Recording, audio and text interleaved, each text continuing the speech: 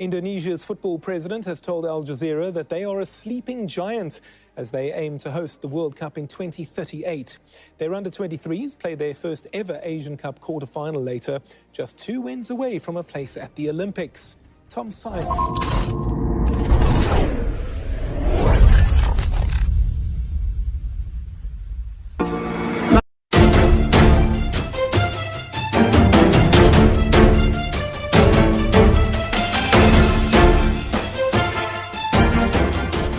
Peringatan keras Erick Thohir ke Shin Tae-yong setelah timnas Indonesia dilibas China, ungkit satu hal krusial. Peringatan Erick Thohir ke Shin Tae-yong seusai timnas Indonesia dilibas China, ungkit satu hal krusial. Dilansir tribunwow.com, babak ketiga kualifikasi Piala Dunia 2026 Grup C Zona Asia sejauh ini sudah memakan 2 korban pelatih kepala. Di mana Australia sudah memecat sang pelatih Graham Arnold dan terkini Arab Saudi memutuskan untuk tak lagi menjalin kerjasama dengan Roberto Mancini. Fenomena itu menunjukkan jika persaingan di grup C sangat tinggi karena setiap federasi menuntut pelatihnya untuk bisa meloloskan negaranya ke Piala Dunia 2026. Berdasarkan hal itu, Ketua Umum PSSI, Erick Thohir dalam keterangannya memberikan peringatan untuk Shin Tae-yong terkait satu hal krusial yakni tim dan juga taktik di setiap pertandingan. Mengingat, masih ada 6 laga yang harus dilakoni oleh timnas Indonesia di grup C. Peringatan Erick Thohir itu merespons banyaknya kritikan keras dari publik mengenai eksperimen yang dilakukan Shin Tae-yong pada laga kontra China. Saya sudah bertemu dengan Coach Shin Tae-yong. Kami serius bicara soal target timnas untuk minimal menempati 4 besar di grup. Ini menjadi tugas coach untuk mempersiapkan tim dan taktik dengan sebaik-baiknya. Terutama di 2 laga kandang melawan Jepang dan Arab Saudi, bulan depan, kata Erick Thohir pada Jumat tanggal 25 Oktober tahun 2024. Menurut Erick Thohir, PSSI selaku federasi selalu memberikan dukungan penuh demi terpenuhinya kebutuhan timnas Indonesia. Kita harus maksimal secara taktik. Stabilitas yang mulai terbangun mesti dipertahankan sehingga saat main, taktik sudah siap dan matang, ujarnya. Rentetan hasil yang didapatkan timnas Indonesia di kualifikasi Piala Dunia Zona Asia ronde ketiga sudah dievaluasi oleh PSSI. Di mana, dari 3 laga itu, timnas Indonesia mendapatkan 2 kali hasil seri dan 1 kali kekalahan. Timnas Indonesia bermain imbang kontra Arab Saudi 1-1, Bahrain 2-2 dan di laga ketiga menelan kekalahan dari China dengan skor 2-1, 10-15 Oktober tahun 2024. Pemanggilan Shin Tae-yong untuk mendapatkan evaluasi dari PSSI disampaikan secara langsung oleh Ketua Badan Tim Nasional BTN Sumarji. Sebagaimana diketahui, timnas Indonesia baru mendapatkan 3 poin dari 4 laga yang sudah dilakukan. Imbasnya, anak asuh Shin Tae-yong terdampar di posisi kelima klasemen sementara grup C. Jadi yang perlu disampaikan, kami bermain imbang dalam 3 pertandingan awal dan terakhir kalah. Selesai pertandingan melawan China, perasaan pemain semuanya bergejolak, kata Sumarji di Stadion Madia, Senayan, Jakarta Pusat, Kamis tanggal 24 Oktober tahun 2024 dikutip tribunwow.com dari bolasport.com. Lebih lanjut, Sumarji membeberkan fakta mengenai kondisi para pemain timnas Indonesia seusai gagal menang kontra China. Padahal, sejak awal, timnas Indonesia banyak diprediksikan bisa mendapatkan 3 poin atas China. Padahal dari awal, timnas Indonesia diprediksi bisa menang atas China. Kegagalan timnas Indonesia menang atas China buat perencanaan dan target dari PSSI pun meleset. Apabila kemarin timnas Indonesia menang atas China, skuad Garuda berhasil menempati posisi kedua klasemen sementara grup C. Dan pastinya bakal membuka peluang timnas Indonesia ke Piala Dunia 2026 semakin besar. Kami berpikir bahwa lawan China bisa menang tapi faktanya tidak. Setelah itu kami semua berkumpul dan melakukan evaluasi baik dari tim pelatih maupun semuanya, kata Sumarji. Menurut Sumarji, para pemain dan tim kepelatihan timnas Indonesia turut berbicara dari hati ke hati. Semua sangat kecewa dengan hasil tersebut meskipun timnas Indonesia mampu bermain bagus. Kami sepakat setelah pulang kekalahan.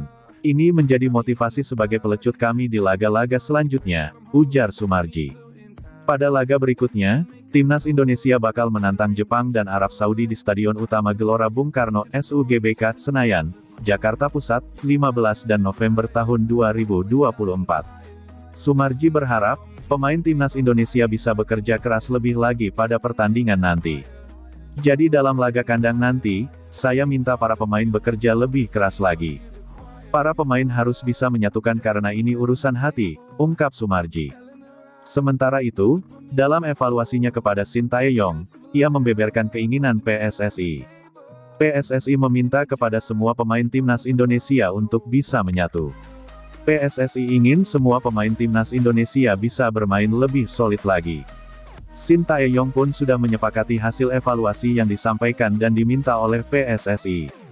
Jadi hasil evaluasinya itu bagaimana tim ini ternyata masih kurang bisa menyatu dan kurang ada chemistry. Sehingga perlu untuk meningkatkan komunikasi yang baik dan membangun chemistry yang baik. Saya berupaya dan berusaha mengambil hati para pemain dan tim pelatih. Sehingga bisa menyatu untuk satu tujuan yakni menang, tutup Sumarji.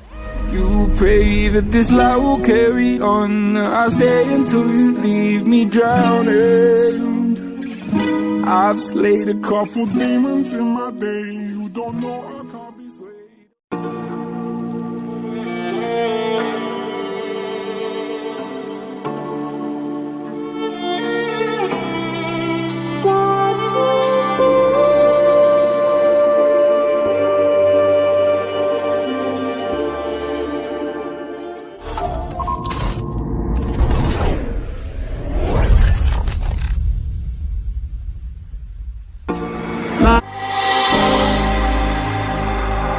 I don't wanna risk it all again. Masuk klasemen runner-up terbaik, begini hitung-hitungan timnas Indonesia U17 lolos ke putaran final Piala Asia U17 2025. Dikutip dari tefonenews.com, timnas Indonesia U17 akan menghadapi Australia pada pertandingan terakhir grup G kualifikasi Piala Asia U17 2025, Minggu tanggal 27 Oktober tahun 2024 esok. Itu akan menjadi laga yang menentukan bagi kedua tim, karena menentukan siapa yang lolos langsung ke putaran final Piala Asia U17 2025. Sejauh ini, skuad Garuda Asia tampil apik dalam dua laga dengan memenangkan kedua pertandingan tersebut, melawan Kuwait dan Kepulauan Mariana Utara. Tim asuhan Nova Arianto menang tipis 1-0 atas sang tuan rumah Kuwait pada Rabu, tanggal 23 Oktober tahun 2024 lalu, dan kemudian membantai Kepulauan Mariana Utara dengan skor 10-0 pada 2 hari kemudian. Namun demikian, dua kemenangan itu tidak membantu timnas Indonesia U17 memuncaki klasemen sementara grup G. Mereka masih kalah selisih gol karena Australia menang dengan skor lebih telak melawan Kepulauan Mariana Utara, yaitu 19-0, dan Kuwait dengan skor 3-1. Dengan demikian, hanya ada satu jalan untuk timnas Indonesia U17 lolos langsung ke putaran final, alias menang atas Australia. Skuad Garuda masih punya jalan lain untuk lolos, bagaimanapun juga, jika gagal mengalahkan Australia nantinya, yaitu melalui jalur runner-up terbaik. Sebagai informasi, 5 dari 10 runner-up dari 10 grup yang ada di babak kualifikasi ini, akan diadu dalam klasemen virtual yang dihitung berdasarkan kiprah mereka di grup masing-masing. Selisih gol bisa memainkan peranan penting di sini. Sayangnya, untuk timnas Indonesia U17, kemenangan telak 10-0 atas Kepulauan Mariana Utara tidak akan berdampak.